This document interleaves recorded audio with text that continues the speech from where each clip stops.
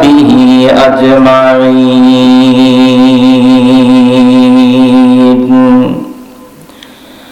الذي أرسله بالحق بشيرا ونذيرا وداعيا إلى الله بإذنه وسراجا منيرا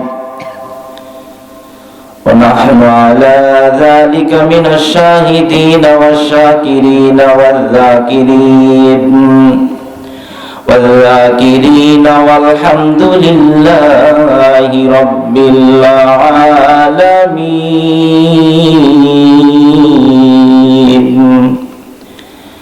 সবাই বলুন আমার সাথে আউযু বিল্লাহি মিনাশ শাইতানির রাজীম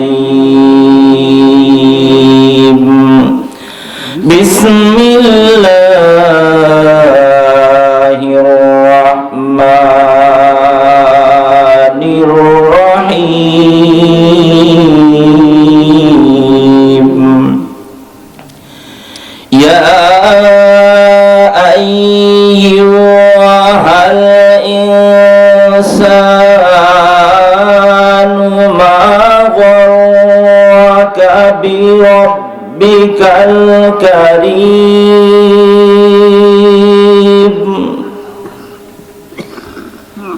وقال النبي صلى الله عليه وسلم ذاق طعام الإيمان رضيت بالله ربا وبالإسلام دينا وبمحمد صلى الله عليه وسلم نبيا ورسولا وقال الشاعر رحمه الله في شان حبيب محمد رسول الله محمد رسول الله صلى الله عليه وسلم رہے میرے مسکن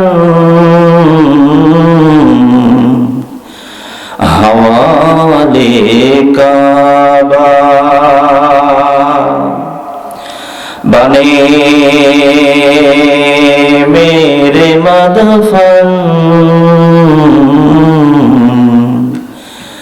دیار مدینہ بلغ العلا بکمالہ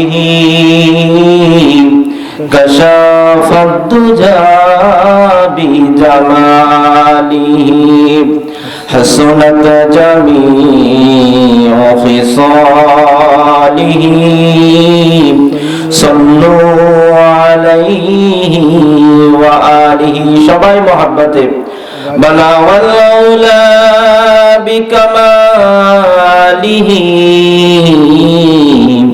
كشف الدجى بجماله حسنت جميع خصاله صلوا عليه وآله اللهم صل على سيدنا مولانا محمد وعلى سيدنا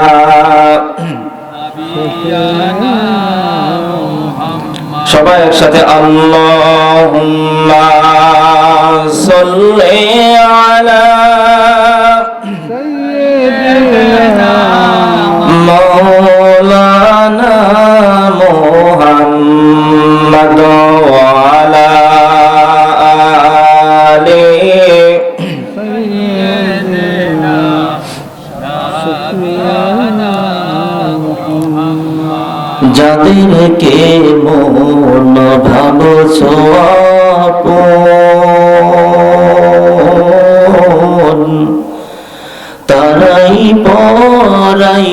কাফন, যেদিন তোমার হবে মরণ।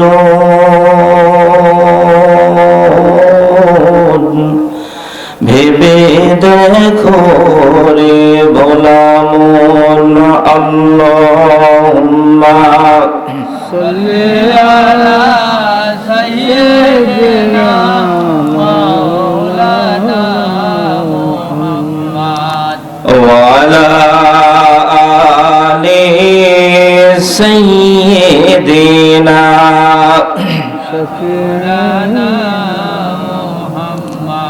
সবাই মুহাব্বতান একবার নামাজের ভিতরে যে দুরূদ পড়ছি, আল্লাহুম্মা সাল্লি আলা মুহাম্মাদিন ওয়া আলা আলি মুহাম্মাদ কামা সাল্লাইতা আলা ইব্রাহিম ওয়া আলা আলি ইব্রাহিম ইন্নাকা হামিদুম মাজিদ। আল্লাহুম্মা বারিক আলা মুহাম্মাদিন ওয়া আলা আলি মুহাম্মাদ কামা বারাকতা আলা ইব্রাহিম ওয়া আলা আলি ইব্রাহিম ইন্নাকা হামিদুম মাজিদ। আল্লাহুম্মা আমিন। রব্বানা যালামনা আনফুসানা ওয়া ইল্লাম তাগফির লানা ওয়া তারহামনা লানাকুনান্না মিনাল খাসিরিন। ইয়া আরহামার রাহিমিন, ইয়া আরহামার রাহিমিন, ইয়া আরহামার রাহিমিন। আল্লাহ তাআলা গভীর রজনীতে মাওলা আপনার কতিপয় রব্বুল আলামিন আপনার পাগলদেরকে সঙ্গে করে নিয়ে রে আল্লাহ, আল্লাহ তাআলা আপনার কোরআনুল কারীমের মাহফিলে বসে বসে বুক ভরা আশা নিয়ে আপনার শাহী দরবারে দুটিকের হাত তুলে ধরেছি রে আল্লাহ। আল্লাহ তাআলা শুরুতে আপনার কাছে আরজি জানাই, আজকের দিনের এই ইবাদত সহ আমাদের পিছনের জিন্দেগির তামাম ইবাদতের হাদিয়া সোনার মদিনা নবী পাকের রওজা মুবারকে পৌঁছিয়ে দিন আল্লাহ। আল্লাহ তাআলা আজকে যেই গ্রামে এই তাফসীরুল কোরআন মাহফিলের আয়োজন হয়েছে রে মাওলা, আর শোনার জন্য যারা যেই গ্রামগুলি থেকে এসেছে রে আল্লাহ, আল্লাহ তাআলা এই গ্রামগুলা আশেপাশের গ্রাম থেকে আল্লাহ যাদেরকে আপনি কবরের বাড়িতে ডেকে নিয়েছেন রে আল্লাহ, আল্লাহ তাআলা আজকের এই মাহফিলকে ওসিলা বানিয়ে তাদের কবরে হাদিয়া পৌঁছিয়ে দিন, কবরগুলিকে জান্নাতের বাগিচা বানিয়ে দিন আল্লাহ রাব্বুল আলামিন। আমি সহ আমার আগে যেই আলোচকগুলা আলোচনা করেছেন সকল আলোচনা আল্লাহ আয় রব্বুল আলামিন আপনাদের আমাদের জন্য নাজাতের ওসিলা বানিয়ে দিন আল্লাহ রব্বুল আলামিন। সামনে যে আলোচনা হবে বক্তা শ্রোতা উভয়ের জন্য মাবুদ কল্যাণকামী আলোচনা করার তৌফিক দিয়ে দিন আল্লাহ রব্বুল আলামিন। আমাদেরকে শেষ পর্যন্ত আপনার কোরআনের আলোচনা শুনে এখান থেকে গুনাহমুক্ত অবস্থায় বিদায় হওয়ার জন্য তৌফিক দিয়ে দিন আল্লাহ। তাকাব্বাল মিন্না إنك أنت السميع العليم وتب علينا إنك أنت التواب الرحيم حسبنا الله نعم الوكيل نعم المولى ونعم النصير نصر من الله وفتح قريب وبشر المؤمنين آمين ثم آمين واجعل آخر كلمتنا شهادة عند الموت بحق لا إله إلا الله محمد رسول الله كلمة لا إله ইল্লাল্লাহ।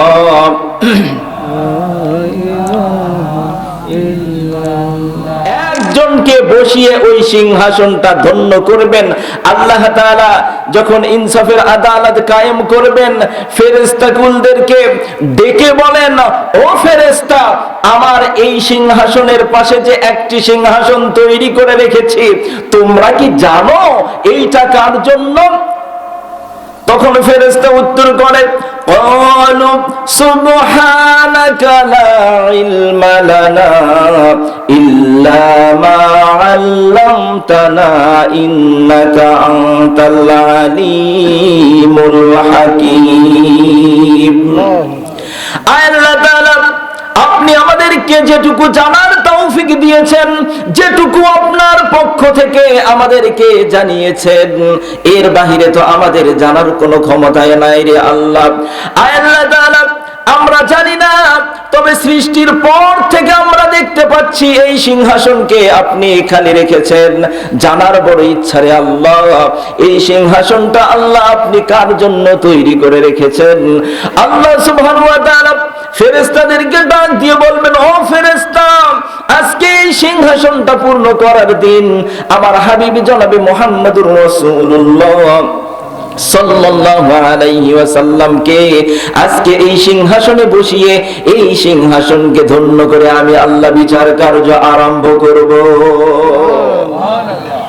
আল্লাহ তাআলা ফেরেশতাদের সরদার জিবরাইল আলাইহিস সালামকে ডাক দিয়ে বলবেন, ইয়া জিবরাইল ইতি মুহাম্মাদুর রাসূলুল্লাহ সাল্লাল্লাহু আলাইহি ওয়াসাল্লাম। ও জিবরাইল, তুমি দুনিয়াতে যাও আর আমার হাবিবের রওজার কিনারায় দাঁড়িয়ে আমার হাবিবকে সালাম জানাও, আর আমার কাছে তুমি তার দিদারের জন্য আমি আল্লাহ অপেক্ষায় আছি এই সংবাদ দাও। হযরতে জিবরাইল আলাইহিস সালাম যখন আমার আপনার রাসূলের রওজার কিনারায় এসে সালাম জানাবে, আসসালাতু আসসালামু আলাইকা ইয়া রাসূলুল্লাহ, আসসালাতু আসসালামু আলাইকা ইয়া হাবিবাল্লাহ, কুম ইয়া হাবিবার রহমান। ওগো দরদি মাওলার দরদি নবী, আল্লাহ তাআলা আপনাকে সালাম জানিয়েছেন আর আমার সাথে আপনাকে যেতে বলেছেন। আমার আপনার দরদি নবী আল্লাহর পক্ষ থেকে সালাম পাবার পরে, সালাম বিনিময়ের পরে জিবরাইল আলাইহিস সালামের সাথে সর্বপ্রথম আপনার আমার দরদি নবী যেই বাক্য বিনিময় করবেন, ওই বাক্যটি স্পেশাল ভাবে তার কোন নাতির জন্য উল্লেখ করবেন না, স্পেসিফিক ভাবে কোন সাহাবার জন্য না।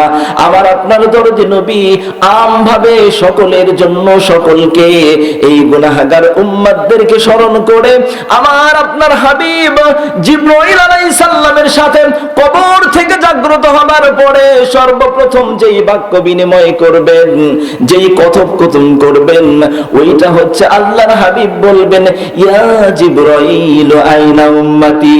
ও জিবরাইল, আগে বলো আমার উম্মতেরা কোথায়? আপনি আমি রাসূলকে ভুলে গেছি, কিন্তু রাসূল জিন্দেগির তরে আমাদেরকে ভোলেন নাই, এমনকি কবরে গিয়েও আপনাকে আমাকে ভোলেন নাই। সেই রাসূলের প্রতি আমরা দুরূদ সালাম পাঠ করতে কৃপণতা বোধ করি। এই রাসূলের প্রতি, যেই রাসূল আপনাকে আমাকে কখনোই ভোলেন না, এই রাসূলের প্রতি আমরা দুরূদ সালাম পাঠ করছি, মুহাব্বতের সাথে সকলেই পড়ছি সাল্লাল্লাহু আলাইহি ওয়াসাল্লাম। সম্মানিত হাজিরিন, আপনাদের খেদমতে যে আয়াতে কারিমা তেলাওয়াত করেছি, আল্লাহ সুবহানাহু ওয়া তাআলা কোরআনুল কারীমের 82 নম্বর সূরা সূরাতুল ইনফিতারের ভিতরে আল্লাহ তাআলা বলেন, ইয়া আইয়ুহাল ইনসান মা গাররাকা বিরাব্বিকাল কারীম। ও দুনিয়ার মানুষ, তোমরা দুনিয়াতে যাবার পরে কি এমন হলো, কি কারণ তৈরি হলো যেই কারণে তোমরা আমি আল্লাহকে ভুলে গেলা? আল্লাহ তাআলা আফসোস করে বলছেন, আমরা আল্লাহ তাআলাকে ভুলে গেছি না? যদি ভুলে নাই যেতাম তাহলে আল্লাহ তাআলা কেন এই কথাটা বলবেন, ও দুনিয়ার মানুষ, ইয়া আইয়ুহাল ইনসান, ও দুনিয়ার মানুষ, মা গাররাকা বিরাব্বিকাল কারীম, কিসে তোমাদের সম্মানিত আল্লাহকে ভুলে দিল? এর উপরে কিছু কথা বলার চেষ্টা করবো ইনশাআল্লাহ। একটি হাদিস, আল্লাহর হাবিব সাল্লাল্লাহু আলাইহি ওয়াসাল্লাম দোয়ার বাবে একটি হাদিস উচ্চারণ করে বলেন, যাকা তুআমুল ঈমান, ওই ব্যক্তি ঈমান কি জিনিস, ঈমানের স্বাদ পেয়েছে, মজা পেয়েছে, যার ভিতরে তিনটি গুণ পাওয়া যাবে। কয়টি গুণ বাজান? তিনটি।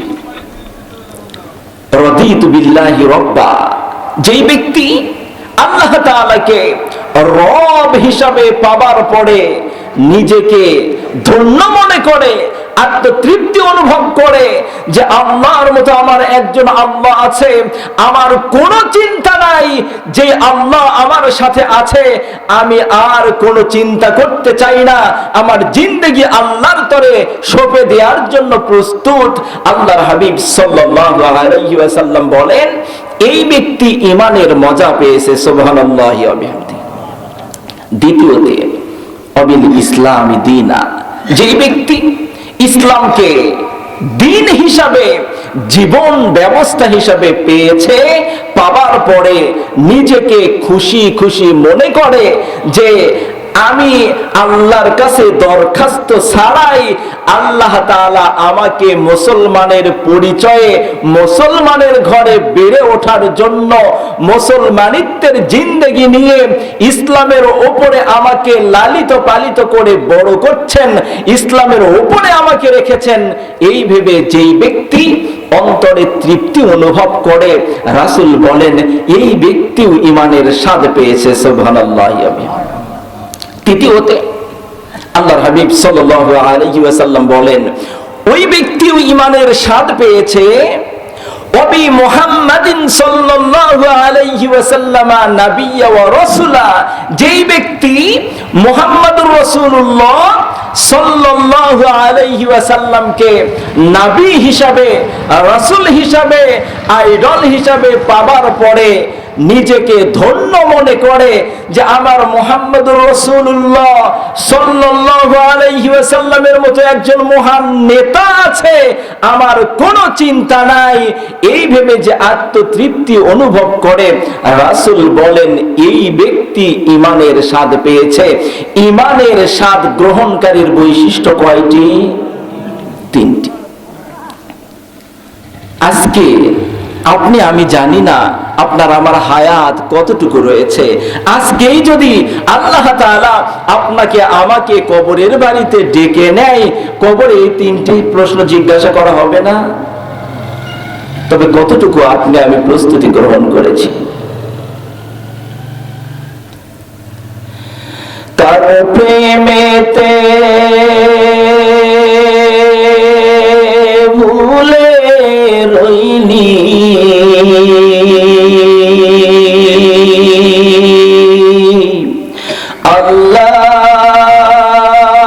আল্লাহর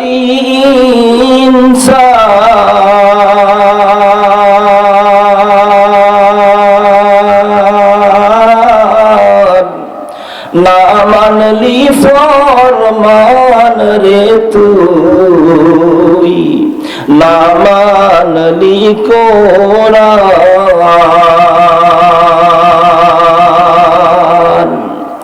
কার প্রেমেতে ভুলে রইলি, আল্লাহর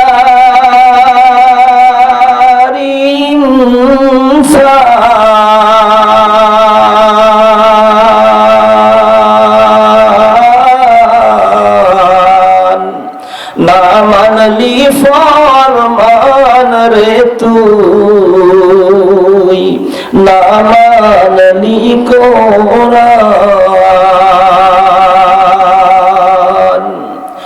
নাম নিশানা নাহি ছিল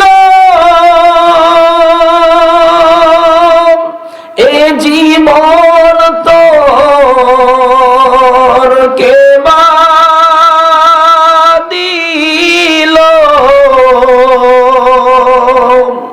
কার দয়াতে আসলি রে তুই,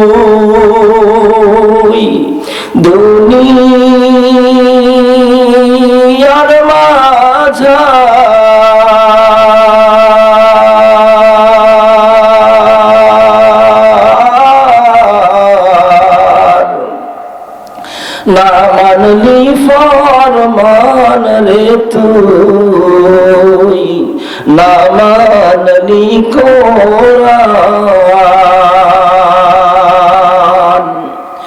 শিশু থেকে জোয়ান হইলি,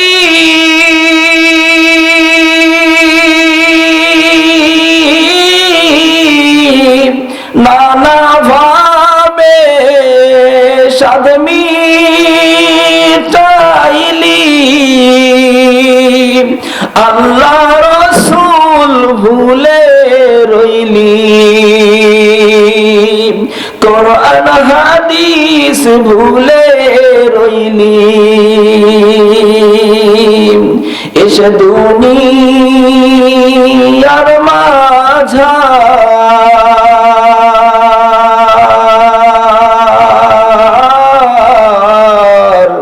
না মানলি ফরমান রে তুই, না মানলি কোরআন। যতই করো বাহাদুরি,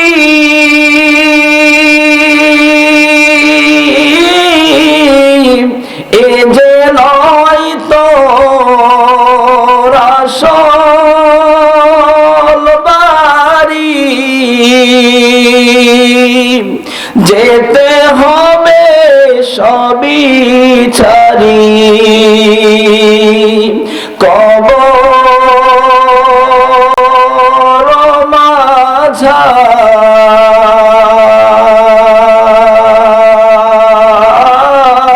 মাঝার, না মানলি ফরমান রে তুই, না মানলি কোরআন।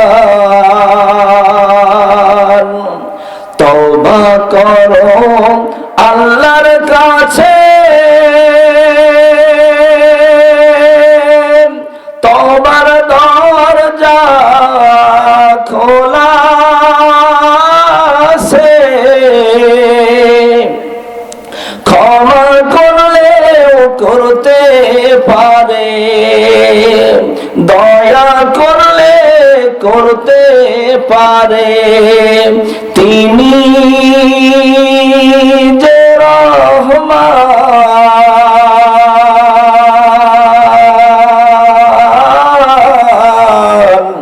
না মানলি ফরমান রে তুই, না মানলি কোরআন।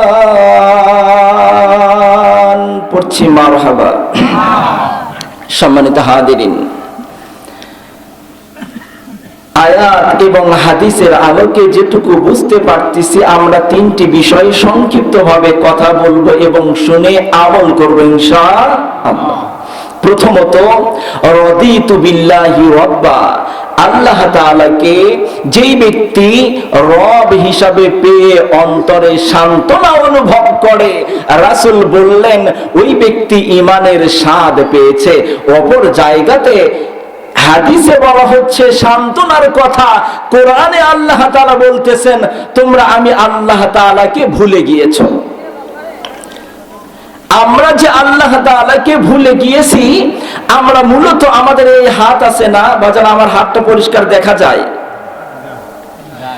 আমরা আল্লাহ তাআলাকে ভুলে গেছি কিনা এই পাঁচটি নখের দিকে ইঙ্গিত দিয়ে আমরা বোঝার চেষ্টা করব ইনশাআল্লাহ। আল্লাহ তাআলা আপনাকে আমাকে যেই জগতে রেখেছেন, বর্তমানে এই জগতের নাম কি? দুনিয়া। জগতের নাম কি? দুনিয়া। ইয়াউমুদ দুনিয়া, এটা আমাদের কাছে সবচেয়ে বেশি বড় মনে হয়। হাতের পাঁচটি নখের মতো বাজান, আলোচনা যদি মনোযোগ দিয়ে শোনেন আলহামদুলিল্লাহ কিছু নিয়ে যেতে পারবেন ইনশাআল্লাহ। এই নখটা পাঁচটি নখের ভিতরে মাঝের এইটাকে সবচেয়ে বেশি বড় মনে হয় না আমাদের কাছে? এই নখের আগে দুইটি নখ আছে, পরে কয়টি আছে? দুইটি। এই আলমাদ দুনিয়া নামক জগতে আপনি আমি যেহেতু এসেছি, এই নখ যেহেতু সামনে দুইটি নখ আছে, আল্লাহ তাআলা বলতেছেন আল্লাযীনা ইয়াযকুরুনাল্লাহ, আল্লাহ তাআলা তার সকল সৃষ্টি নিয়ে গবেষণার কথা বলেছেন, চিন্তা ভাবনার কথা বলেছেন। আমি আপনি যদি আমার হাতের নখ নিয়েও যদি চিন্তা করি, আল্লাহ তাআলাকে চেনা সহজ হয়ে যাবে। সুবহানাল্লাহি ওয়া বিহামদিহি। তাহলে এই দুনিয়া নামক জগৎ, এইটা নখ মনে না করে দুনিয়া নামক জগৎ মনে করি। এই জগতের আগে কয়টি জগৎ রয়েছে? কয়টি জগৎ রয়েছে? দুইটি। দুনিয়ার জগতে আসার আগে আপনি আমি একটা জগতে ছিলাম। এই জগতের নাম হচ্ছে আলমে আরহাম, মায়ের পেটের একটা জগৎ। আপনি আমি ছিলাম না? এই মায়ের পেটের জগতে আপনি আমি সহজেই আসি নাই। এই মায়ের পেটের জগতে আসতে গিয়ে আমাকে আরেকটি জগৎ থেকে এই জগতে স্থানান্তরিত করেছেন আল্লাহ তাআলা। এই প্রথম যেই জগতে ছিলাম ওই জগতের নাম হচ্ছে আলমে আরওয়াহ, রূহের জগৎ। কোথায় ছিলাম? রূহের জগৎ।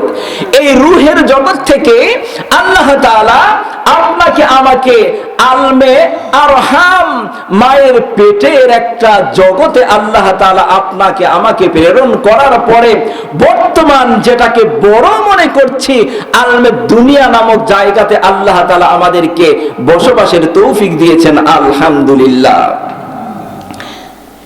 এটুকু যদি বুঝে থাকি তাহলে সামনে আর কয়টি লোক আছে? দুইটি।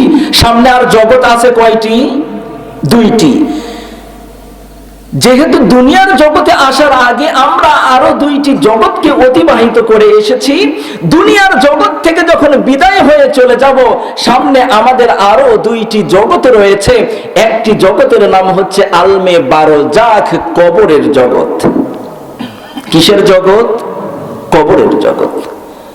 চূড়ান্ত আরেকটি জগৎ আছে আলমে ইয়াউমাল হাসর, হাসরের একটা জগৎ। সম্মানিত হাদিরিন, যদি আমার নোট থেকে যদি আপনি আমি একটু যদি বুঝে থাকি, বলেন তো আমি আপনি বর্তমান দুনিয়া নামক জগতে রয়েছি।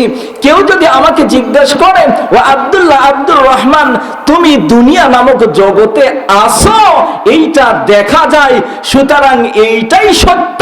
তুমি যতই বলো আগেও দুইটি জগৎ রয়েছে, পরেও দুইটি জগৎ রয়েছে, তুমি প্রমাণ দাও তো। আমি আপনি কি প্রমাণ দিতে পারবো? আমি আপনি প্রমাণ দিতে পারবো না। তবে আল্লাহর গোলাম কি এটুকু বলতে পারবো, ও আল্লাহর গোলাম, আমি যেহেতু দুনিয়া নামক জগতে আছি, এই জগতে আসার আগে আমি আরেকটি জগৎ আলমে আরহাম, মায়ের পেটের জগতে ছিলাম, কিন্তু তোমাকে আমি প্রমাণ দিতে পারবো না এই রকম করে আমি আমার মায়ের পেটের জগতে ছিলাম। কিন্তু তুমি কি দেখো না আল্লাহর গোলামরা দুনিয়াতে যখন আসে মায়ের পেটের জগৎ থেকেই তারা কিন্তু দুনিয়ার জগতে চলে আসে। সুতরাং আমি মায়ের পেটে ছিলাম, প্রমাণ হয়তো বা দিতে পারবো না, কিন্তু আমার সন্তানকে দেখেছি, আমার স্ত্রীর পেট নামক জগতের মাধ্যমে সে দুনিয়াতে এসেছে, আমার ভাই বোনকে দেখেছি। অর্থাৎ আমি নিজে ছিলাম, প্রমাণ দিতে পারি না, কিন্তু অন্যকে দেখায় দিয়ে আমি প্রমাণ দিতে পারি, যার কারণে একটু বিশ্বাস হয়। দুনিয়ার জগতের চেয়ে একটু খাটো এই বিশ্বাস আমাদের যে সত্যি মায়ের পেট নামক একটা জগৎ আসিল। কিন্তু এই জগৎটা আমি একটু বিশ্বাসের কারণে অপরকে ব্যাখ্যা দিয়ে বুঝাতে হয়। কিন্তু আলমে আরওয়াহ নামক একটি জগৎ ছিল, এই জগৎটা অনেক পিছনে ফেলে এসেছি। সম্মানিত হাদিরিন, আজকে যদি আপনাদেরকে জিজ্ঞাসা করা হয়, ও আল্লাহর গোলাম, আপনি এই রাতের বেলায় মাহফিলে আসার সময় কি দিয়ে খানা খেয়েছেন, আপনি আমি কিন্তু অনেক পদের নাম বলতে পারবো। সকালের খানা কি দিয়ে খেয়েছি একটু একটু বলতে পারবো। যদি বলি এখন থেকে 5 দিন আগে গত মঙ্গলবারের দিনে আপনি আমি কি দিয়ে দুপুর বেলায় খানা খেয়েছি, আমি কিন্তু প্রমাণ দিতে পারবো না রে আল্লাহর গোলাম। তবে এটা সত্য, আমি যদি মঙ্গলবারের দিনে, যদি রবিবার সোমবার দিনে এখন থেকে 5 দিন আগে যদি খানা না খেতাম, তাহলে আমি বেঁচে থাকার কোনো প্রশ্নই আসতো না।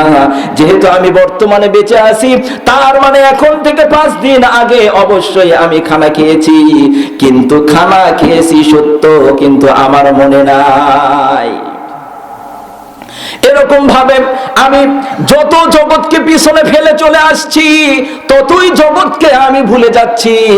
এই ছোট জগৎ আলমে আরহাম পেটের জগৎ একটু দূরে ফেলে আসার কারণে আর একজনের মাধ্যমে গর্ভবতী মাদেরকে দেখানোর মাধ্যমে প্রমাণ দিতে পারি এরকম আমিও মায়ের পেটের জগতে ছিলাম। ঠিক একই ভাবে আলমে দুনিয়ার পরে যখন আমি আলমে বারজাখ নামক কবরের জগতে যাব, আমাকে যদি কেউ জিজ্ঞাসা করে কবরে যেতে হবে প্রমাণ দাও, আমি কিন্তু মায়ের পেটের মতো প্রমাণ দিতে পারবো না যে এই রকম মায়ের পেটে ছিলাম। ঠিক একই ভাবে আমি কবরে যাব, আমি কখনো কবরে যাই নাই, কবরে শুই নাই, সুতরাং কেউ যদি আমাকে জিজ্ঞাসা করে কবরে যেতে হবে প্রমাণ দাও, আমি আপনি কিন্তু প্রমাণ দিতে পারবো না। মায়ের পেটে যেমন আমার ভাই ছিল, আমার মায়ের পেটে যেমন আমার বোন ছিল, আমার স্ত্রীর পেটে যেমন আমার সন্তান ছিল, আমার স্ত্রী সন্তান ভাই বোনকে মায়ের পেটে থাকা অবস্থায় যেমনি দেখিয়ে দিয়ে আমি তাকে প্রমাণ দিতে হয়েছে, ওই রকম আমার ভাই যেরকম আমার মায়ের পেটে, আমার বোন যেরকম আমার মায়ের পেটে, এরকম আমিও মায়ের পেটে যদি না থাকতাম এই দুনিয়া নামক জগতে আসতে পারতাম না। ঠিক একই ভাবে কবরকেও আমি প্রমাণ দিতে পারি না, ব্যাখ্যা দিয়ে মানুষকে বোঝাতে হয়। আমি আমার কবরে আমার বাবাকে যেতে দেখেছি, আমি কবরে আমার দাদাকে যেতে দেখেছি। আজকে আমি আপনি যারা দুনিয়াতে বেঁচে রয়েছি রে সম্মানিত হাজিরিন, আমরা দুনিয়ার জিন্দেগি যাপন করছি। আজকে আমার সন্তান যদি আমাকে একবার বাবা বলে ডাকে, আমার প্রথম সন্তান ছেলে হোক বা মেয়ে হোক, আমাকে যখন বাবা বলে ডাকে অন্তরে কত প্রশান্তি লাগে। আমি অন্তরে আত্মতৃপ্তি অনুভব করার কারণে আমি তাকে বারবার বলি, ও সন্তান আরেকটি বার আমাকে ডেকে আমার কলিজাটা শীতল করে দাও। আমার সন্তানের ডাক শুনে যদি আমার কলিজা শীতল হয়, যে আল্লাহ তাআলা আমাকে সন্তান দিলেন, আমাকে সৃষ্টি করলেন, ওই আল্লাহকে যদি আপনি আমি ডাক দেই, ওই আল্লাহ কত খুশি হয়ে যাবে রে আল্লাহর গোলাম। আপনি আমি সন্তান আমাকে ডাক দেয় বাবা বলে, আমি খুশি হয়ে যাই। আমার দাড়ি যদি পেকে যায়, আমার নখ ধরে আমার নাতি আমাকে দাদা ডাক দিলে আমি খুশি হয়ে যাই। আমি আমার নাতিকে চকলেট কিনে দেই, মিষ্টি কিনে দেই, আমি বারবার বলি দাদু ভাই তুমি আরেকবার আমাকে দাদা বলে ডেকে আমার কলিজাটাকে শীতল করে দাও। ওরে গোলাম, দাদা ডাকের মাধ্যমে, বাবা ডাকের মাধ্যমে আনন্দ হওয়ার কিছু নাই।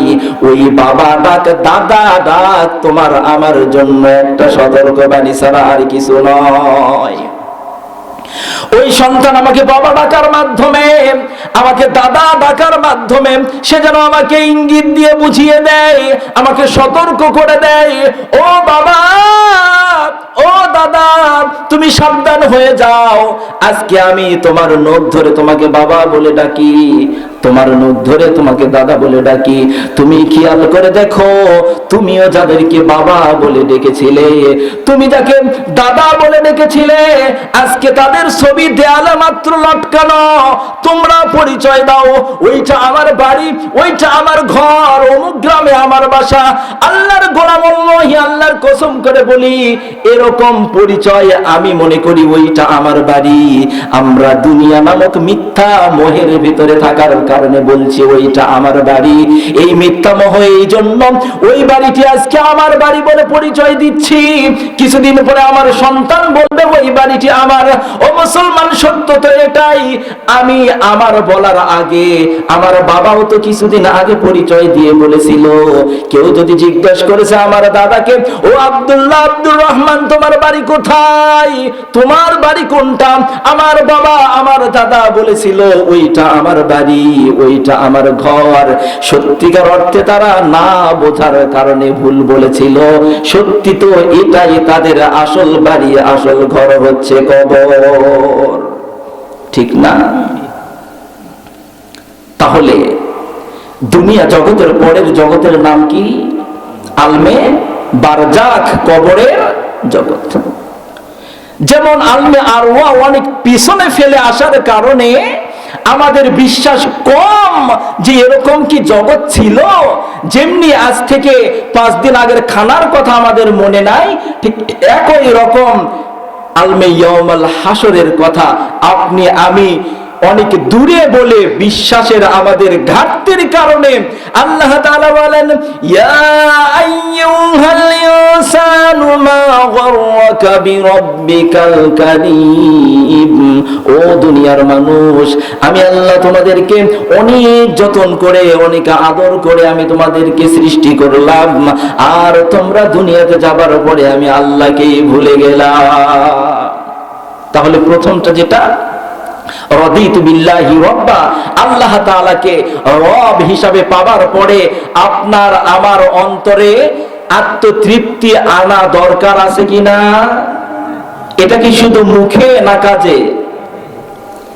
কেমন করে কাজে? আল্লাহ তাআলা আমাকে ডাক দিচ্ছেন, as-salatu খায়রুম মিনান নাওম। একজন মুয়াজ্জিনের মাধ্যমে আল্লাহ তাআলা আমাকে ডাক দিয়ে বলতেছেন, ও গোলাম, ঘুমানোর সময় ছিল, তুমি ঘুমাইছো, এখন তোমার জন্য ঘুম উত্তম না, তোমার জন্য স্বাস্থ্যের ক্ষতি।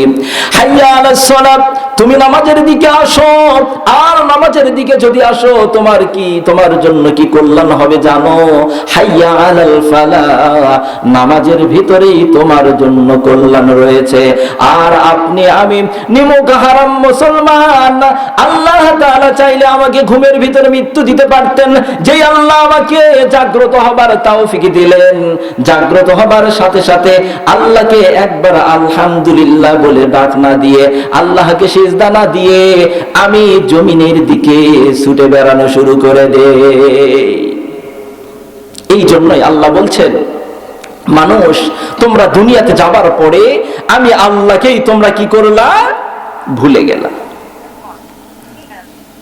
দ্বিতীয়তে, অবিল ইসলামী দীনা, যেই ব্যক্তি ইসলামকে দিন হিসাবে, জীবন ব্যবস্থা হিসাবে পাবার পরে অন্তত পক্ষে নিজেকে খুশি অহংকারের সাথে বলে, অহংকারের সাথে বলে এসে অন্তরে তৃপ্তি অনুভব করে, আলহামদুলিল্লাহ আমি একজন মুসলমান, আমি একজন কি?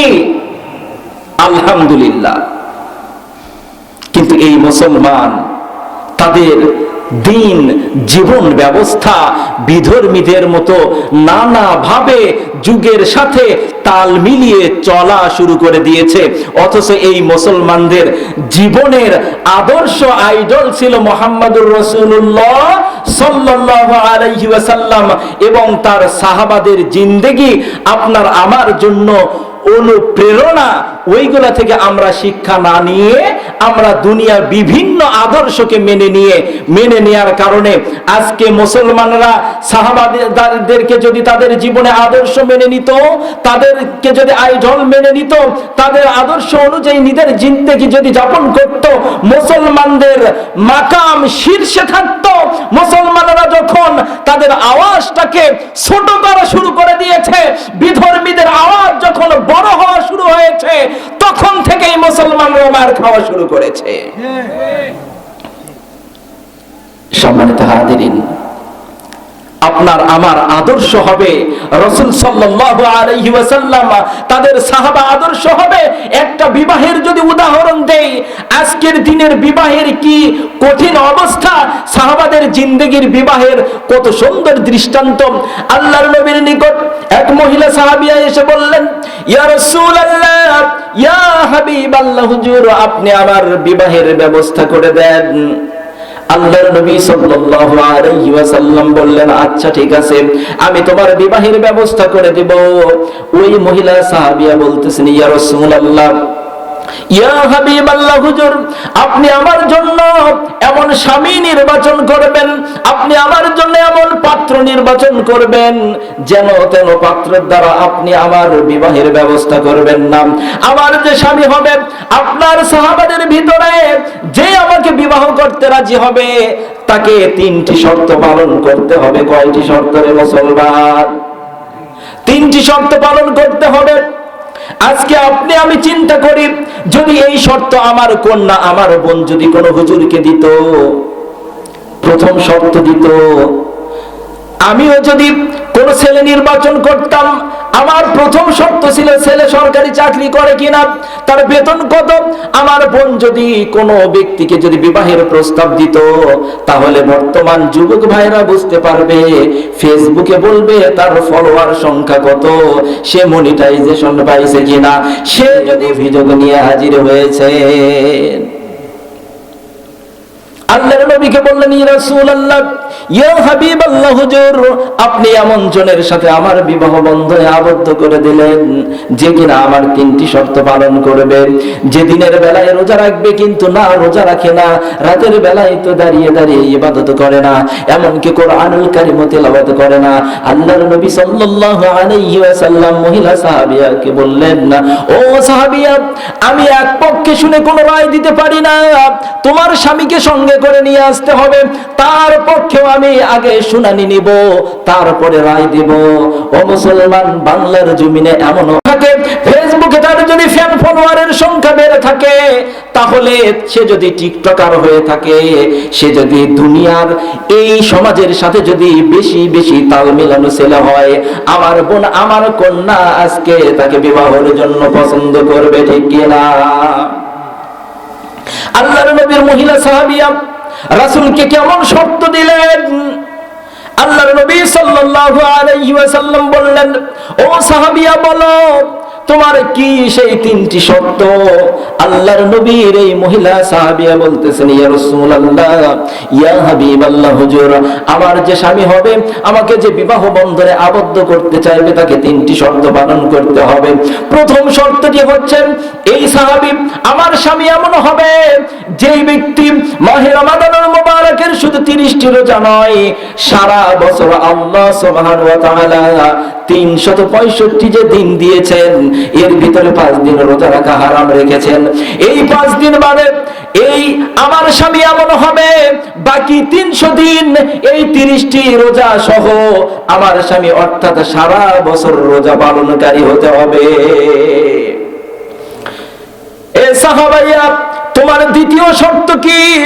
এই মহিলা সাহাবী বলতেছেন, ইয়া রাসূলুল্লাহ, ইয়া হাবিবাল্লাহ, হুজুর আমার দ্বিতীয় শর্ত হচ্ছে, আমার স্বামী এমন হবে যেই ব্যক্তি দিনের বেলা তো রোজা পালন করবে, রাতের বেলা দাঁড়িয়ে দাঁড়িয়ে কিয়ামুল লাইল অর্থাৎ দাঁড়িয়ে দাঁড়িয়ে সারা রাত নফল ইবাদত করতে হবে। তৃতীয় শর্ত হচ্ছে, আমার স্বামী এমন হবে যেই স্বামী প্রত্যেক রাত্রিতে অন্তত পক্ষে একটি বার হলেও কোরআনুল কারীমের শুরু থেকে শেষ পর্যন্ত একবার হলেও তেলাওয়াত করবে, পড়ছে সুবহানাল্লাহ। কথার মাঝে মধ্যে একটু সুবহানাল্লাহ আলহামদুলিল্লাহ পড়বো ইনশাআল্লাহ। পড়লে আমাদের লাভ কি? সুবহানাল্লাহ আলহামদুলিল্লাহ আল্লাহু আকবার তামলিউল মিজান। কিয়ামতের কঠিন দিনে আমার নেক যদি কম পড়ে, আল্লাহ তাআলা এই সুবহানাল্লাহ আলহামদুলিল্লাহ আমার আপনার নেকের পাল্লাই দিয়ে আপনাকে আমাকে maaf করে দেবেন। সুবহানাল্লাহি ওয়া বিহামদিহি। আল্লাহ তাআলার কাছে এই সুবহানাল্লাহ শব্দটি এত প্রিয়, সুবহান শব্দটি এত প্রিয়, আল্লাহ তাআলা কোরআনুল কারীমে 114টি সূরা দিয়ে সাজিয়ে দিয়েছেন। আর 114টি সূরার ভিতরে আল্লাহ তাআলা 8টি সূরা আল্লাহ তাআলা সুবহান দিয়ে শুরু করেছেন। শুধু তাই নয়, কোরআনুল কারীমের ভিতরে আল্লাহ তাআলার এই প্রিয় শব্দটা 83টি জায়গাতে আল্লাহ তাআলা সরাসরি ভাবে উল্লেখ করেছেন। সুবহানাল্লাহ। কথার মাঝে মাঝে সুবহানাল্লাহ পড়লে লাভ আছে না লস? লাভ। তাহলে আমরা পড়বো তো ইনশাআল্লাহ। এই মহিলা সাহাবিয়া তৃতীয় শর্ত কি দিলেন? আমার স্বামী প্রত্যেক রাতের বেলায় একটিবার কোরআনুল কারীম শুরু থেকে শেষ পর্যন্ত অর্থাৎ কোরআন খতম করবে। 3টি শর্ত, একটি দিনের বেলা রোজা রাখবে, দ্বিতীয়তে রাতের বেলায় দাঁড়িয়ে দাঁড়িয়ে কিয়ামুল লাইল নফল ইবাদত করবে, তৃতীয় শর্ত হচ্ছে এই সাহাবী এমন হবে যে প্রত্যেক রাত্রে অন্ততপক্ষে একবার কোরআনুল কারীম খতম করবে। এরকম যুবক আজকে আপনাদের এই চাকলমার কেন্দ্রীয় মসজিদ থেকে বা এলাকার বড় মসজিদে যদি কোনো খতিব সাহেব ঘোষণা দেয় যে এই 3টি শর্ত যে পালন করতে পারবে, তাহলে এরকম একজন নেককার পরহেজগার নারী তাকে বিবাহ করার জন্য রাজি হবে? বলুন তো বর্তমান সমাজের কোন যুবক আছে যে দাঁড়িয়ে বলতে পারবে হুজুর আমি এই শর্তে রাজি হয়ে ওই মহিলাকে বিবাহ করতে পারি? বর্তমান সমাজে এই যুবক পাওয়া যাবে? কেন পাওয়া যাবে না? বর্তমান সমাজের যুবকরা সে জানে যে আমরা সমাজের জন্য, রাসূল বললেন যুবকরা ইসলামের শক্তি। বর্তমান যুবকরা আজকে যারা গবেষক তারা গবেষণা করে দেখতেছে আগেকার যুবকদের বর্তমান বৃদ্ধ যারা, তারা যখন যুবক ছিল তাদের মাথা উঁচু ছিল, বর্তমান সকল যুবকদের মাথা মাটির দিকে তাকানো ছাড়া, অর্থাৎ সকল যুবকদের দৃষ্টি নিচের দিকে। এমনকি এই যুবকদের কারণে সত্য এটাই, চোরেরাও বিপদে আছে। কিভাবে? আপনাদের এলাকায় কি অবস্থা জানি না, আমার এলাকায় আলহামদুলিল্লাহ চোর অনেক কমে গেছে। এর পিছনে কারণ হচ্ছে, আমি মনে করি এই চোররা এই যুবকদের ওপরে ক্ষিপ্ত। তার কারণ চোররা গভীর রজনীতে যখন চুরি করতে আসে, চুরি করার সময়টা শুরুর রাত না শেষের রাত? গভীর রজনীতে যখন সবাই ঘুমিয়ে যায়, যেই সময় আল্লাহর গোলাম আল্লাহ তাআলাকে ডাকার একটা সময় ছিল। আল্লাহ তাআলা বলেন উদউনি আস্তাজিব লাকুম, ও গোলাম তোমরা আমি আল্লাহকে ডাকো, আমি আল্লাহ ডাকলেই সাড়া দিয়ে দেব। অথচ এই যুবক আজকে যখন রাতের বেলা চোর যখন বাড়িতে চুরি করতে আসে, তখন চোর জানালার ফাঁক দিয়ে যখন ওই ঘরের ভিতরে উকি দেয়, তখন প্রথম অবস্থা সুবহানাল্লাহ পড়ে যে আলহামদুলিল্লাহ এমন একটা বাড়িতে এসেছি যেই বাড়ির যুবক সন্তান, যেই বাড়িওয়ালা নামাজ পড়তে পড়তে আল্লাহর ইবাদত করতে করতে ক্লান্ত হয়ে শুয়ে থেকে মোনাজাত করছে। প্রথম অবস্থা সুবহানাল্লাহ পড়ে, কিন্তু পরের বার এই চোর আশ্চর্য হয় কখন দেখে ওই মোনাজাতের ফাঁক দিয়ে, দুই হাতের ফাঁক দিয়ে আলোর ছটা দেখা যায়, মোবাইলের আলো দেখা যায়। তখন ওই চোর বলে আল্লাহ তাআলা আর এত সহজেই আল্লাহ তাআলা এমনিতেই বলেননি ইন্নাল ইনসানা লিরাব্বিহি লাকানুদ, মানুষ বড়ই নেমক হারাম। যেই সময় ইবাদতের কথা ছিল ওই সময় আল্লাহর গোলাম, আপনার ছেলে, আপনার মেয়ে, আমার ভাই, আমার বোন, তারা আপনাকে আমাকে ফাঁকি দিয়ে যখন আপনি ঘুমিয়ে গেলেন, ওই সময় তারা সজাগ থাকে যে আমার বাবা ঘুমিয়ে পড়েছে কিনা, আমার বড় ভাই ঘুমিয়ে পড়েছে কিনা। যখন দেখতে পেয়েছে তার বাবা ঘুমিয়ে গেছে, তার মা ঘুমিয়ে গেছে, বড় ভাই ঘুমিয়ে গেছে, এই সময় তার ফোনের চ্যাটিং শুরু হয়, এই সময় তার অন্যায়ের উপযুক্ত সময়। অথচ আল্লাহ তাআলা বলতেছেন রে গোলাম, রাত্রি যখন গভীর হয় আল্লাহর হাবিব সাল্লাল্লাহু আলাইহি ওয়াসাল্লাম বলেন কোন ব্যক্তি যদি আমার নিকটবর্তী হতে চায়, কোন ব্যক্তি যদি আমার ভালোবাসার পাত্র হতে চায়, সে যেন বেশি বেশি সুন্নাতের আমল করে। আর কোন ব্যক্তি যদি আল্লাহ তাআলার নিকটবর্তী হতে চায়, সে যেন বেশি বেশি নফল ইবাদত করে। রাতের বেলা যখন আল্লাহর গোলামরা, বর্তমান যুব সমাজ যখন তারা মোবাইল চালায়, এটা এমন একটা সময় তাহাজ্জুদের সময়, গভীর রজনীতে আল্লাহর হাবিব সাল্লাল্লাহু আলাইহি ওয়াসাল্লামের হাদিস মুহাদ্দিসিনে কিরামগণ ব্যাখ্যা করে বলেন আল্লাহ তাআলা তার বান্দাদেরকে দেখে কয়েক সময়, 7 সময় আল্লাহ তাআলা তার বান্দাদেরকে দেখে মুস্কি হাসে। একটি সময় হচ্ছে বান্দার গভীর ঘুমের সময়, যখন পাড়া প্রতিবেশী সকলে ঘুমিয়ে গিয়েছে, পাশে স্ত্রী ঘুমায়, পাশে সন্তান ঘুমায়, আর এক পাশে মা ঘুমায়, আর এক রুমে বাবা ঘুমায়, আর এক পাশে প্রতিবেশীরা ঘুমায়। এমন সময় আল্লাহর গোলাম শেষ রাতের বেলায় যখন জাগ্রত হবার পরে চোরের মতো করে আস্তে আস্তে এমন ভাবে বিছানা থেকে ওঠে যেন স্ত্রী জাগ্রত না হয়। আস্তে আস্তে যখন তার ওয়াশরুমে গিয়ে ঠান্ডা পানি দিয়ে উযু উঁচু করে আল্লাহ তাআলাকে তাহাজ্জুদের সিজদা দেয়, আল্লাহ তাআলা মুস্কি হেসে ফেরেশতাদেরকে ডাক দিয়ে বলেন, ও ফেরেশতা, তোমরাই তো বলেছিলে এই জাতিকে আল্লাহ আপনি সৃষ্টি করেন না, এরা দুনিয়াতে গিয়ে দাঙ্গামা হাঙ্গামা কাজা ফাসাদ করবে।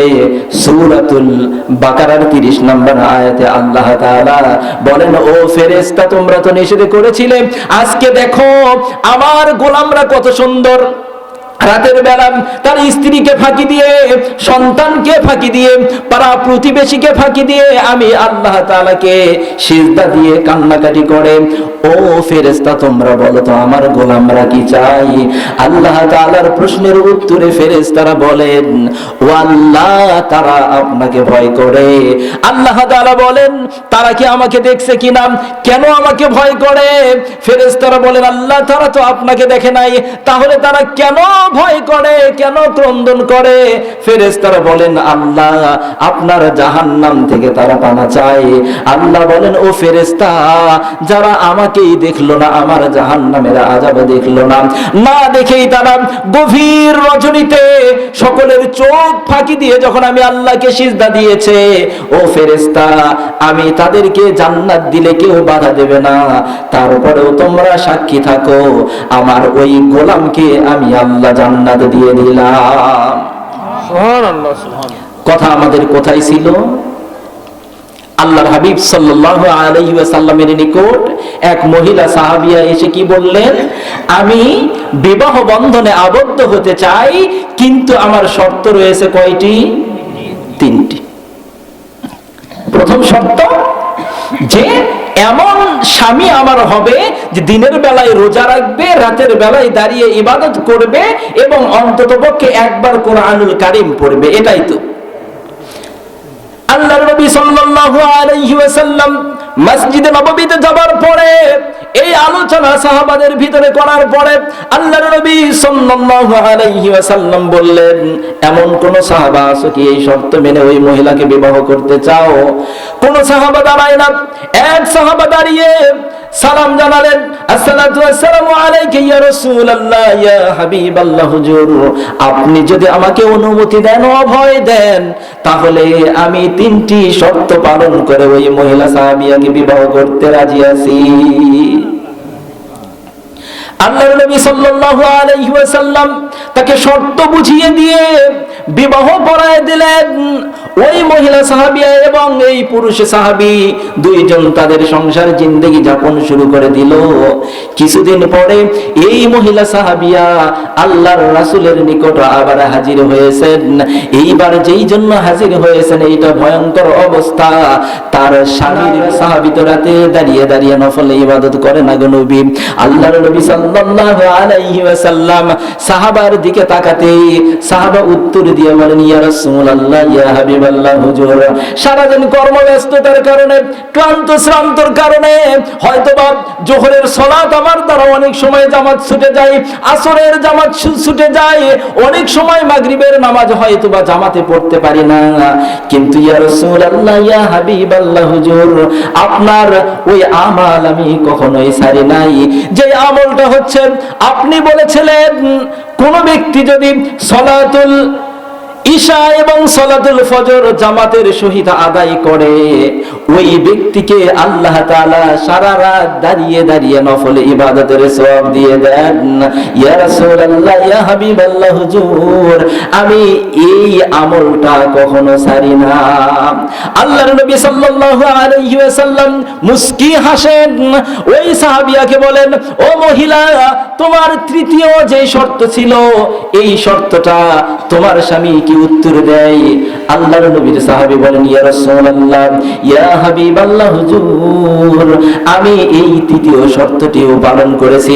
আপনি হাদিস শরীফে বলেছেন, কোন ব্যক্তি যদি কোরআনুল কারীম থেকে সূরাতুল ইখলাস একবার পাঠ করে, সে যেন কোরআনুল কারীমের 1/3 অংশ পাঠ করে ফেললো।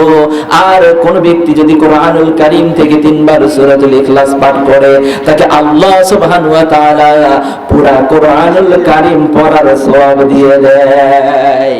সুবহানাল্লাহ মহিলা সাহাবিয়া বলতেছেন, ইয়া রাসূলুল্লাহ, ইয়া হাবিবাল্লাহ, হুজুর আপনার সাহাবী যে আমার সাথে চালাকি করছে আমি বুঝতে পারি নাই। আল্লাহ সুবহানাহু ওয়া তাআলা আমার স্বামীকে জ্ঞানবান স্বামী উপহার দিয়েছে। সম্মানিত হাজিরিন, এই তিনটে আমল আমরা করতে পারবো তো ইনশাআল্লাহ? তৃতীয় হাদিসের তৃতীয় অংশ কি? অবি মুহাম্মাদিন সাল্লাল্লাহু আলাইহি ওয়াসাল্লামা নাবিয়্যা ও রাসূলা, যেই ব্যক্তি মুহাম্মদুর রাসূলুল্লাহ সাল্লাল্লাহু আলাইহি ওয়াসাল্লামকে নবী হিসাবে, রাসূল হিসাবে পাবার পরে অন্তরে আত্মতৃপ্তি অনুভব করে দর্প ভরে বলে, তোমার নেতা, আমার নেতা, বিশ্ব নেতা সবাই একসঙ্গে, তোমার নেতা, আমার নেতা, বিশ্ব নেতা মুস্তাফা, নারায়ে তাকবীর, আল্লাহু আকবার। আলহামদুলিল্লাহ। রাসূল সাল্লাল্লাহু আলাইহি ওয়াসাল্লামকে যে ব্যক্তি আদর্শ হিসাবে পাবার পরে নিজেকে সান্ত্বনা দেয় যে আমার নেতা মুহাম্মদুর রাসূলুল্লাহ সাল্লাল্লাহু আলাইহি ওয়াসাল্লামের মতো নেতা আছে, আমার কিসের ভয়? তার জীবনকেও সে উৎসর্গ করার জন্য গান গায়ে অন্তরে আত্মতৃপ্তি অনুভব করে। ঈমানের পথে অবিচল থেকে আমার মরণ যেন। সম্মানিত হাজিরিন, আমরা রাসূলকে কি সত্যিকার অর্থে শুধু মুখে না অন্তর দিয়ে ভালোবাসতে পারছি? অন্তর দিয়ে আমার মন বলে যে না, আমি অন্তর দিয়ে রাসূলকে ভালোবাসতে পারি নাই। তার কারণ আমার চেহারা বলে আমি রাসূলকে ভালোবাসতে পারি নাই, আমার চুলের কাটিং বলে আমি রাসূলকে ভালোবাসতে পারি নাই, আমার চেহারার দাড়ি বলে আমি রাসূলকে ভালোবাসতে পারি নাই, আমার শরীরের পোশাক বলে আমি রাসূলকে ভালোবাসতে পারি নাই, আমার সন্তানের চলাফেরা বলে আমি রাসূলের অনুসরণ করতে পারি নাই, আমার মেয়ে বেপরদা চলাতে আমার বিশ্বাস হয় আমি রাসূলের অনুসরণ করতে পারি নাই। যার কারণ সম্মানিত হাজিরিন, কিছুদিন আগেও ফিফা ফুটবল খেলা বাংলাদেশে হয়ে গেল কিনা, আবার কিছুদিন পরেও ফিফা ফুটবল খেলা হবে। এই ফুটবল খেলা যখন হয়, ব্রাজিলের নেইমার, আর্জেন্টিনার মেসি সুদূর ব্রাজিলে থাকে, সুদূর আর্জেন্টিনার মেসি সে আর্জেন্টিনায় থাকে, অথচ আমাদের বাংলার জমিনে অনেক ব্রাজিলের নেইমার আর আর্জেন্টিনার মেসি রাস্তা দিয়ে চলাফেরা করে। কিভাবে? তাদের চুলের কাটিং দেখে যদি জিজ্ঞাসা করা হয়, কেবা তুমি এইভাবে চুল কাটছো কেন, তো সে চুল কাটা দেখে আপনি বুঝতে পারতেছেন না আমি কোন দলের সাপোর্টার? কি এমন গেঞ্জি পরছো, তোমার ভালো পোশাক নেই? তো বলছে হুজুর আপনি জানেন না খেলা চলছে, আমার এই গেঞ্জি দেখে আমার প্রতিপক্ষ বুঝতে পারবে যে আমি কোন দলের। ঠিক আছে না? সম্মানিত হাজিরিন, আমাদের আদর্শ কেমন হওয়া দরকার ছিল? মান তাশাব্বাহা বিকওমিন ফাহুয়া মিনহু, যে ব্যক্তি যেই জাতিকে অনুসরণ করবে তার বিপদ তার সাথে। আমি এটা বিপদকেই বলবো।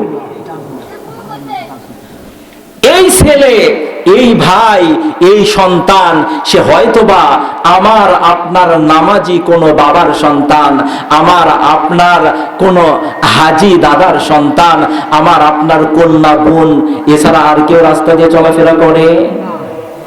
আমি নিজে মসজিদে আসছি, কিন্তু তাদেরকে আমি যদি সংশোধন করতে না পারি, আমি কি কোনোদিন আমার সন্তানকে বলেছি যে বাবা তুমি নেইমারের কাটিং দিয়েছো, বয়সের কারণে তোমার বন্ধুদের পাল্লাই পড়ে তুমি এইটা করছো, তওবা করে বাবা ফিরে আসো, তুমি অন্তত পক্ষে আজকে আমি তোমাকে টাকা দিচ্ছি, তুমি এই টাকা দিয়ে তুমি নাপিতকে গিয়ে বলো যে নেইমার বাদ দিলাম, মেসি বাদ দিলাম, রাসূলের আদর্শ অনুযায়ী আমার চুলটা কেটে দেন।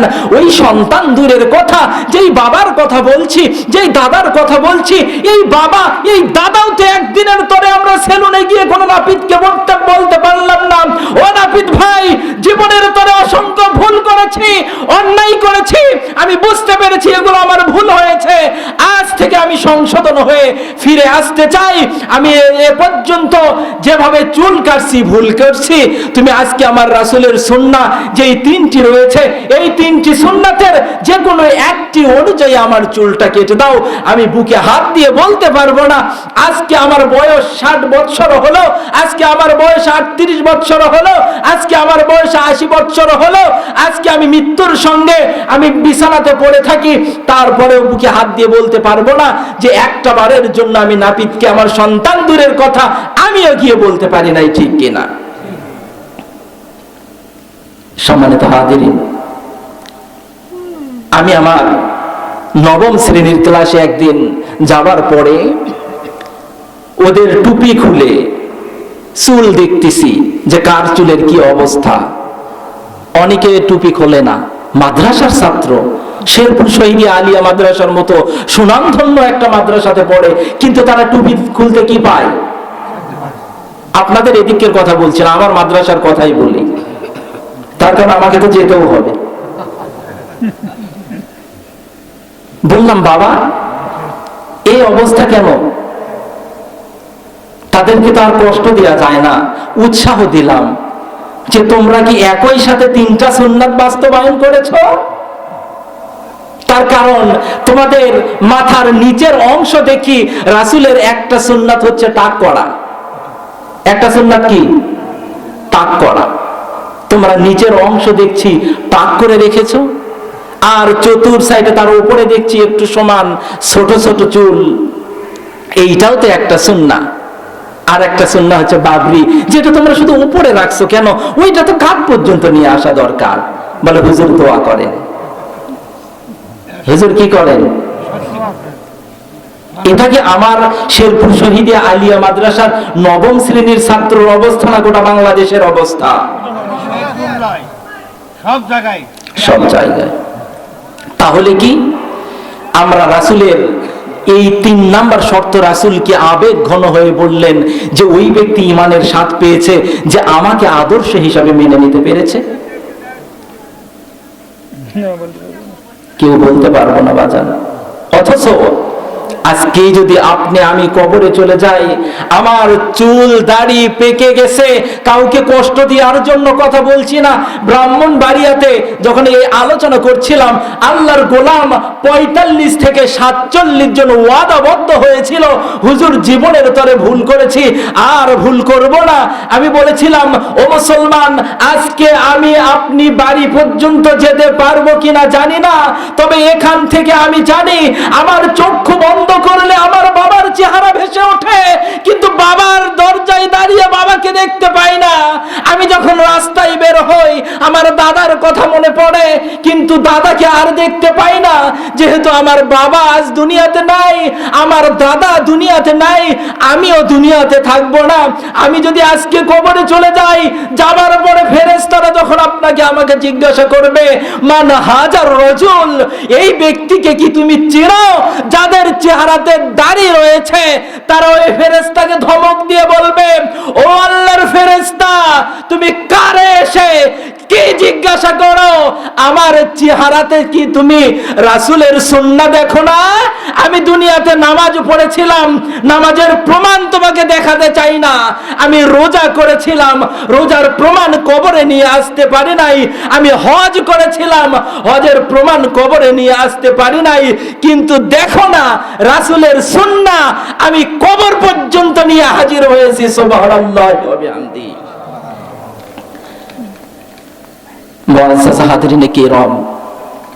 আমরা জানি না কার হায়াত কতটুকু আছে। আজকে যদি কবরে যাই, যাদের চেহারাতে এই দাড়ি মোবারক এখনো ওঠে নাই, যদি এই অবস্থায় কবরে যাই, কি অবস্থা হবে? কবরে যেতে হবে না? সুতরাং যদি এরকম মাহফিল থেকে কবরের প্রস্তুতি যদি না নিই, তাহলে এত হাজারো মাহফিল দিয়ে কোনো উপকার হবে? আমাদের জিন্দেগি হওয়া দরকার আখিরাতের জবাবদিহিমূলক। আমাদের জিন্দেগি কেমন হওয়া দরকার? আখিরাতের জবাবদিহিমূলক। আওয়াজ এখন ছোট হবে স্বাভাবিক। এই কবরের জন্য আমরা বিভিন্নভাবে, কবরে ওই ব্যক্তি তো সতর্কবান, ওই ব্যক্তি তো জ্ঞানবান যে এই দুনিয়াতে থাকা অবস্থায় কবরের জন্য সামান পাঠায়। তার কারণ, যে সম্পদ আপনি আমি ভোগ করছি, ওই সম্পদ ভোগকারী আমার বাবা ছিল, আপনার আমার দাদা ছিল। তারা আজকে কবরে গিয়ে কি আফসোস করে, হায় কার জন্য সালাতুল ফজর জামাতে না পড়ে দেরি হবে বলে বাড়িতে অল্প সময়ে পড়ে ক্ষেত খামারে কাজ করে এই সম্পদটা তাদের জন্য রেখে এসেছি। ওই সম্পদ থেকে যদি আল্লাহর রাস্তায় কিছু দান করে দিতাম, আজকে আমার কত উপকার হতো। ওই সম্পদই তো আপনি আমি ব্যবহার করছি। আর কার জন্য রেখে যাব? আমার সন্তানের জন্য। আর আমার সন্তান এমনও হতে পারে নেইমারের ভক্ত, আমার সন্তান এমনও হতে পারে মেসির ভক্ত। সুতরাং আমার কবরে আমাকেই যেতে হবে, আমার কবরের জিজ্ঞাসার উত্তর আমাকেই দিতে হবে। এই কবরের জন্য সম্মানিত হাজিরিন, আপনাদের এখানে ছোট্ট মানুষ এসেছি। আমার মা একেবারে মৃত প্রায় অবস্থা, ডাক্তার জবাব দিল যে ঔষধ কাজ করছে না, বাসায় নিয়ে যান। এই মার অল্প একটু গল্প আপনাদেরকে বলার জন্য আমার মনটা ব্যাকুল হয়ে আছে। এই গল্পটুকু আপনাদেরকে বলতে পারবো তো ইনশাআল্লাহ। যখন TMSS মেডিকেলে যখন ভর্তি করে দিলাম, আল্লাহ তাআলা জ্ঞান ফিরিয়ে দিল। টানা 45 দিন ওই মেডিকেলে থাকার পরে ডাক্তার এক পর্যায়ে ব্যর্থ হয়ে বলল যে ঔষধ আর কাজ করছে না, আপনার মাকে নিয়ে চলে যান। সবাই বাড়িতে কান্নার রোল। কেমন আল্লাহ, কেমন দয়ালু আল্লাহ দেখেন। ঔষধ কাজ করছে না, ডাক্তার কি বলছে? আপনার মাকে নিয়ে বাসায় চলে যান। নার্সরা বলে দ্রুত নিয়ে যান। বললাম আমি আমার মাকে নিয়ে গিয়ে বাসায় নিয়ে, এখানে তাও একটু স্যালাইন বা যখন ঔষধ কাজ করবে, আল্লাহ তাআলার দয়া হবে, এখানেই আমার মা থাকে, আমি বাসায় নিয়ে যাব না। সর্বশেষ আল্লাহ তাআলার কাছে ধরনা ধরলাম। আল্লাহ সুবহানাহু ওয়া তাআলা তার ক্ষুদ্র গোলামদের মাধ্যমে এলাকায় একটি হাফিজি মাদ্রাসাতে গিয়ে ছোট্ট সন্তানদের খানার আয়োজন করে হুজুরদের নিয়ে দোয়ার আয়োজন করলাম। তার কারণ আল্লাহর কোরআনের এখানে আলোচনা হলো, কোরআন যারা পড়ে তাদের উপরে আমার একটা বিশ্বাস আছে, আল্লাহ তাআলা তাদের উপরে রাজি এবং খুশি। ঢাকাতে পড়াশোনা করার সময় যখন আমি একদিন শেষ রাত্রে সুবহে সাদেকের সময়, যদি আপনি কোনদিন জাগ্রত হন দেখতে পাবেন যে মনে হয় আজান হয় নাই, কিন্তু তার আগে এমন একটা আবহাওয়া তৈরি হয়, মনে হয় সকাল হয়ে গেছে, এরকম হয় না? আমি একদিন এরকম ঢাকাতে থাকাকালীন সময় ফজরের আজানের আগে হঠাৎ আল্লাহ তাআলা জাগ্রত করে দিয়েছে। বাহিরে তাকেই দেখি যে সম্ভবত আজান নামাজ সব হয়ে গেছে। তড়িঘড়ি করে পাশের একটা হাফিজি মাদ্রাসায় জামাতে নামাজ পড়তাম, ওখানে আসলাম। আমি হাফিজি মাদ্রাসায় পড়ি নাই, শুধু নাজেরাটা পড়েছিলাম। সেখানকার পরিস্থিতি যেহেতু জানি না, আসার পরে দেখি আল্লাহর গোলামরা, ক্ষুদ্র ক্ষুদ্র কোরআনের পাখিরা কোরআন পড়ছে। আমি তখন ভাবলাম যে মনে হয় জামাত হয়ে গেছে। জামাতের পরে যেহেতু এলাকাতে দেখেছি লোকজন ফজরের পরে কোরআন পড়ে। কোরআন কখন পড়ে? ফজরের পরে। আমি ভাবছি ফজরের পরে মনে হয় কোরআন পড়ছে। আসার পরে ফজরের নামাজ একাকী মেসে পড়ে ঘুমিয়ে পড়বো। শুইছি, শোবার পরে আফসোস হচ্ছে ফজরের নামাজ জামাতে হলো না।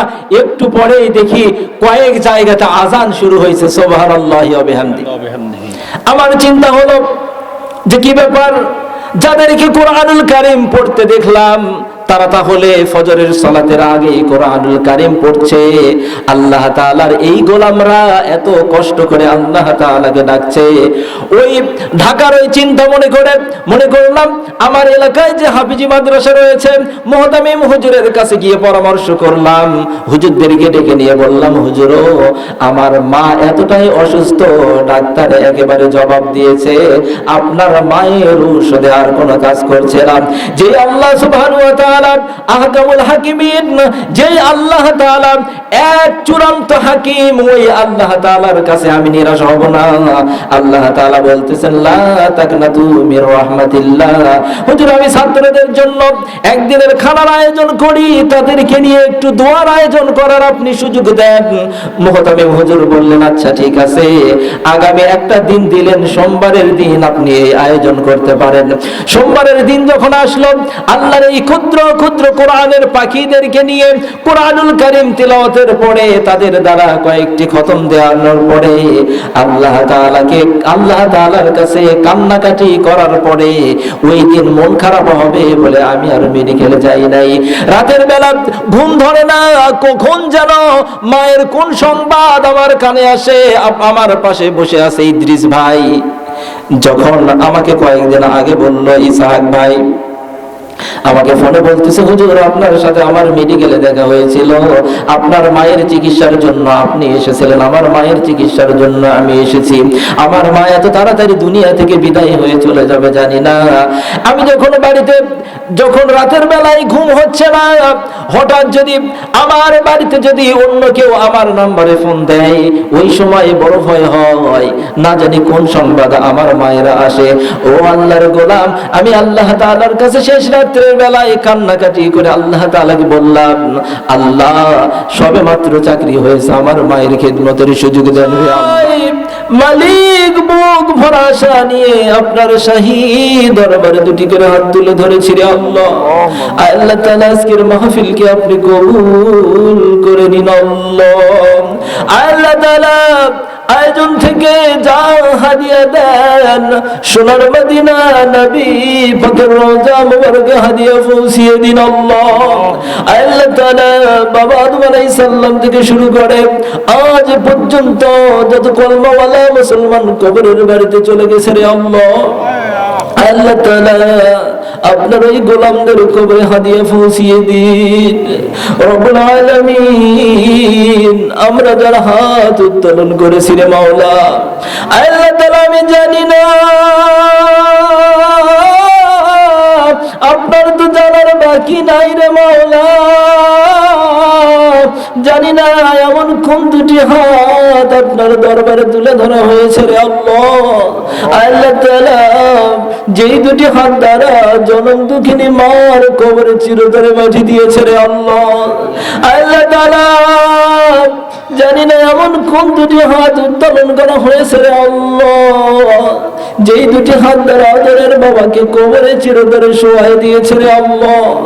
আল্লাহ তাআলা ওই বাবার জন্য আরজি জানাই, ওই বাবার কবরে হাদিয়া পৌঁছিয়ে দিন, কবরগুলিকে জান্নাতের বাগিচা বানিয়ে দিন আল্লাহ রব্বুল আলামিন। খাস করে আরজি জানাই, এই মাহফিলের আয়োজন করতে গিয়ে মাওলা আল্লাহ তাআলা যারা অর্থ দিয়ে সহযোগিতা করেছেন, শ্রম দিয়ে মেধা দিয়ে সহযোগিতা করেছেন আল্লাহ, আল্লাহ তাআলা যারা দান করলেন আল্লাহ, ছোট বড় সকলের দানকে কবুল করে নিন আল্লাহ। আল্লাহ তাআলা এই আয়োজন আর দানকে কিয়ামতের কঠিন দিনে নাজাতের ওসিলা বানিয়ে দিন আল্লাহ রব্বুল আলামিন। খাস করে আরজি জানাই রব্বুল আলামিন, সভাপতি মুতাওয়াল্লি বাজানের সাথে কথা বলে রে আল্লাহ, আল্লাহ তাআলা তার সহধর্মিনী দুনিয়া থেকে বিদায় হয়ে চলে গেছে রে আল্লাহ। আল্লাহ তাআলা যতটুকু গল্প শুনলাম, আয় রব্বুল আলামিন, আপনার ইসলামকে আপনার দ্বীনকে আপনাকে অনেক ভালোবাসতে রে আল্লাহ। আল্লাহ তাআলা তার আশার কারণে মসজিদে এটা হয়েছে রে আল্লাহ রব্বুল আলামিন। আজকের আয়োজনকে আপনি কবুল করে তার কবরে হাদিয়া পৌঁছিয়ে দিন রব্বুল আলামিন। তার কবরের পাশে আর যারা শহীদ হয়েছে আল্লাহ তাদেরকে মাফ করে দিন আল্লাহ। আল্লাহ তাআলা উক্ত পরিবার থেকে সহ আমাদের পরিবার থেকে যারা বিদায় হয়ে চলে গেছে তাদের কবরে হাদিয়া পৌঁছিয়ে দিন রব্বুল আলামিন। খাস করে আরজি জানাই, আল্লাহ তাআলা আমার পাশে বসে ইসহাক ভাই, আল্লাহ তাআলা কয়েকদিন হয়ে যায় মায়ের চেহারা আর দেখে না রে আল্লাহ। আল্লাহ তাআলা জানি মা অসুস্থতার কত ব্যথা, আল্লাহ তাআলা যখন কেউ আমার মোবাইলে ফোন দিত, মোবাইল বের করতে বড় ভয় হতো রে আল্লাহ। আল্লাহ তাআলা আমাদের যাদের মা অসুস্থ রে আল্লাহ, আল্লাহ তাআলা পরিবারে যারা অসুস্থ আপনি সকলকে শিফায়া আজিলা দিয়ে দিন আল্লাহ। আল্লাহ তাআলা আমার ভাইয়ের মা দুনিয়া থেকে বিদায় হয়ে চলে গেছে রে আল্লাহ। আল্লাহ তাআলা যে মুখ দিয়ে মা ডাকতো ওই মুখে আল্লাহ শুধু আল্লাহ আপনাকে ডাকা ছাড়া আর তার কোনো উপায় নাই রে আল্লাহ। আল্লাহ তাআলা ওই মায়ের কবরে হাদিয়া পৌঁছিয়ে দিন, কবরকে জান্নাতের বাগিচা বানিয়ে দিন আল্লাহ রব্বুল আলামিন। পরিশেষে আরজি জানাই আমাদের মধ্যে যাদের বাবা জীবিত আছে আল্লাহ, মা জীবিত আছে রে আল্লাহ, আল্লাহ তাআলা রহমতের ছায়া করে নেক হায়াত বৃদ্ধি করে দিন। আমাদের পরিবারকে ইসলামী পরিবার হিসেবে কবুল করে নিন। আমাদের সন্তান সন্ততিকে ইসলাম বুঝে ইসলাম মানার তৌফিক দিয়ে দিন আল্লাহ রব্বুল আলামিন। আমি সহ দ্বিতীয় বক্তা, তৃতীয়, চতুর্থ বক্তা সহ আল্লাহ তাআলা যারা কথা বলেছেন সকলকেই কবুল করে নিন আল্লাহ। আল্লাহ তাআলা যেই কথাগুলো আমলের শুনেছি আমাদের সকলকে আমল করার তৌফিক দিয়ে দিন আল্লাহ। আল্লাহ তাআলা আমাদের মধ্যে যদি কোনো ভুল কথা বের হয়ে থাকে আমাদের মাথা থেকে ওইটা আপনি মুছে দেন আল্লাহ। তাকাব্বাল মিন্না ইন্নাকা আনতাস সামিউল আলিম وتب علينا إنك أنت التواب الرحيم حسبنا الله ونعم الوكيل نعم المولى ونعم النصير। আল্লাহ তাআলা জীবন চলার পথে আল্লাহ আপনার কত গোলাম হজ যাওয়ার জন্য দোয়া চায়। আল্লাহ তাআলা কানে শুনিলাম সোনার মদিনা দেখার তো সৌভাগ্য হলো না রে আল্লাহ। আল্লাহ তাআলা যাদের সামর্থ্য আছে আল্লাহ তাড়াতাড়ি হজ করার তৌফিক দিয়ে দিন আল্লাহ। আল্লাহ তাআলা যাদের সামর্থ্য নাই অন্তরে আশা রয়েছে আল্লাহ আপনি কুদরতি খাজানা থেকে আশা পূরণ করে দেন আল্লাহ। আল্লাহ তাআলা যাদের জন্য মদিনা মুনাওয়ারা কবুল করেন নাই স্বপ্ন যোগে হলেও আপনার রাসূলের দিদার কবুল করেন আল্লাহ। আল্লাহ তাআলা যেই দিন দুনিয়া থেকে বিদায় হয়ে চলে যাব আল্লাহ তাআলা দুনিয়ার মুহাব্বত থেকে আমাদেরকে ফারেক করে নিয়ে আমাদের জবানে মুখে জারি করে দিন ইমানে মধুর কালিমা লা ইলাহা ইল্লাল্লাহু মুহাম্মাদুর রাসূলুল্লাহ সাল্লাল্লাহু আলাইহি